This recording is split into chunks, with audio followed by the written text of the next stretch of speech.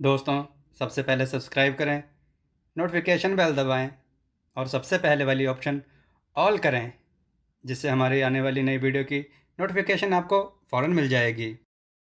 जय श्री राम भक्तों। दोस्तों, ये कथा बहुत ही सुंदर है, पूरा सुनिएगा। ये कथा एक अनोखी सी है, समझ लीजिए एक अनोखा रिश्ता। आज की कथा है कुतिया का साधु से प्यार। आइए कथा श्रवण करें। बहुत समय पहले की बात है। एक गांव के किनारे बनी कुटिया में एक साधु रहता था। वह दिन भर ईश्वर का भजन कीर्तन करके समय बिताता था। उसे ना तो अपने भोजन की चिंता रहती थी और ना ही धन कमाने की। गांव के लोग स्वयं ही उसे भोजन दे जाते थे। साधु उसी भोजन से पेट भर लिया करता था। उसे ना तो किसी चीज की इच्छा थी और ना ही लालच। वह बहुत ही उदार और कोमल हृदय व्यक्ति था। यदि कोई दुष्ट व्यक्ति उसे कभी कटु शब्द भी बोल देता तो साधु उसका बुरा नहीं मानता था। सभी लोग साधु के व्यवहार की प्रशंसा किया करते थे। इसी कारण वे उसकी हर प्रकार से सहायता किया करते थे। एक बार कड़ाके की सर्दी के दिन साधु अपनी कुटिया में आग जलाकर गर्मी पाने का प्रयास कर रहा था। तभी उसे दरवाजे पर दस्तक सुनाई दी। साधु सोचने लगा कि सर्दी की रात में इस वक्त कौन आ सकता है। साधु ने दरवाजा खोला तो देखा कि एक कुतिया बाहर खड़ी थी जो सर्दी से कांप रही थी। कुतिया बोली, मैं सामने के पहाड़ों में रहती हूँ। वहाँ आजकल बर्फ गिर रही है, इस कारण मेरा जीना मुश्किल हो गया है। आप कृपा करके मुझे रात्रि में थोड़ी सी जगह दे दीजिए, मैं सुबह होते ही चली जाऊंगी। साधु ने नम्रता पूर्वक उसे भीतर बुला लिया और कहा, परेशान होने की कोई बात नहीं है, तुम जब तक चाहो यहाँ रह सकती हो। कुटिया में जलती आग के कारण कुतिया को राहत महसूस होने लगी। तब साधु ने कुतिया को दूध और रोटी खाने को दी। कुतिया ने पेट भरकर भोजन किया और एक कोने में सो गई। सुबह होते ही कुतिया ने साधु से बाहर जाने की आज्ञा मांगी। साधु ने उसे कहा कि वह इसे अपना ही घर समझकर जब चाहे आ सकती है। रात्रि होने पर कुतिया फिर आ गई। साधु ने उससे दिन भर की बातें की, थोड़ा भोजन दिया, फिर कुतिया एक कोने में सो गई।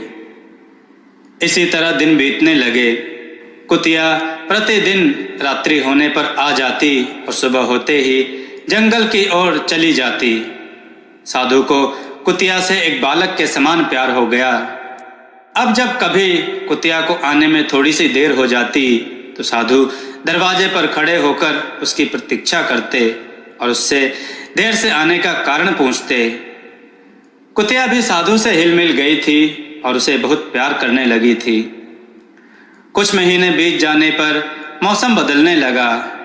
एक दिन कुतिया बोली, आपने मेरी इतनी देखभाल और सेवा की है, मैं इसके बदले में आपके लिए कोई कार्य करना चाहती हूँ।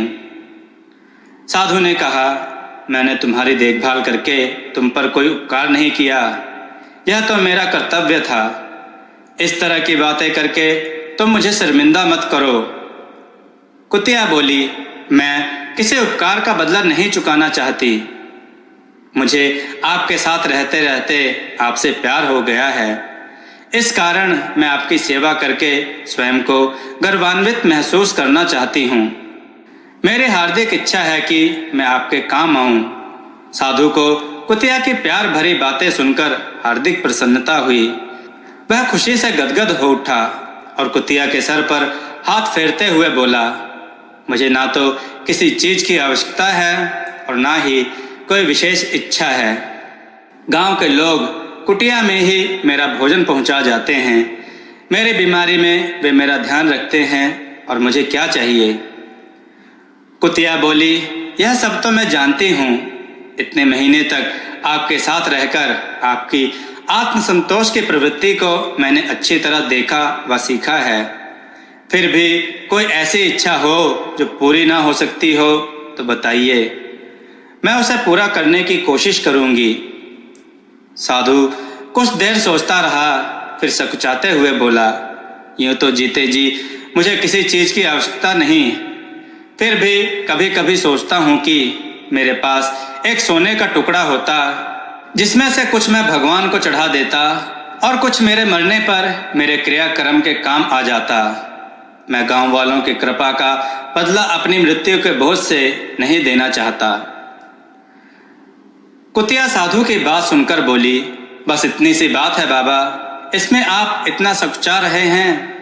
मैं कल ही आपके लिए सोने का टुकड़ा ला देती हूँ।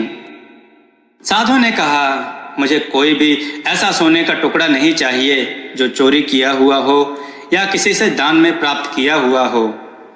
कुतिया साधु की बात सुनकर सोच में पड़ गई, फिर बोली, बाबा मैं आपके लिए ऐसा ही सोना लाकर दूंगी।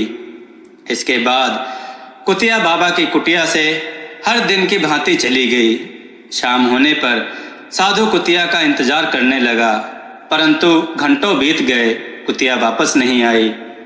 साधु को कुतिया की फिक्र में ठीक प्रकार नींद नहीं आई। इस प्रकार कई दिन बीत गए, परंतु कुतिया नहीं लौटी। साधु के मन में पश्चाताप होने लगा कि उसने बेकार ही ऐसी वस्तु मांग ली जो उसके लिए लाना संभव न था। कभी साधु के मन में यह ख्याल आता कि हो सकता है कि कुतिया कहीं से सोना चुराने गई हो और पकड़ी गई हो, फिर लोगों के हाथों मारी गई हो, या कुतिया किसी दुर्घटना का शिकार हो गई हो। साधु को कुतिया की बहुत याद आती थी। जैसे ही वह रात्रि का भोजन करने बैठता, उसे कुतिया की मीठी मीठी बातें व साथ में भोजन खाना याद आ जाता। कुछ महीने बीत गए और साधु को कुतिया की याद कम सताने लगी। साधु अपने भजन कीर्तन में मस्त रहने लगा। अब कुतिया को गए 6 महीने बीत चुके थे और सर्दी पड़ने लगी थी।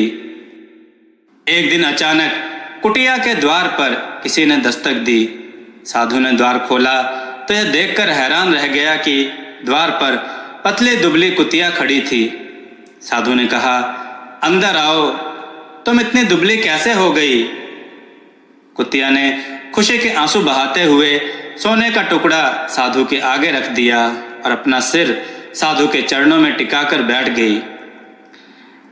साधु कुतिया के सिर पर प्यार से हाथ फेरते हुए बोला, तुम्हें इसके लिए इतना परेशान होने की क्या आवश्यकता थी?